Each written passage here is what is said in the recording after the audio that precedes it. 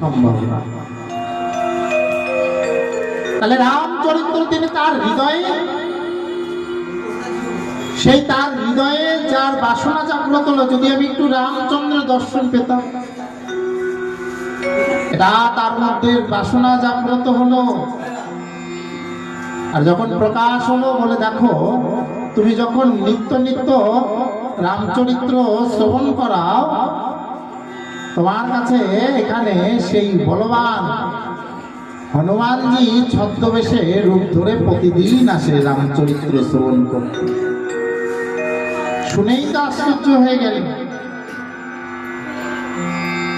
তিনি আশ্চর্য হয়ে গেলেন যে আমার কথা শ্রবণ করতে, আমি প্রভুর কথা শ্রবণ করাই, সেই শ্রবণ আমার মুখে শ্রবণ করবার জন্য স্বয়ং হনুমানজি আমার কাছে নিকটে আসে।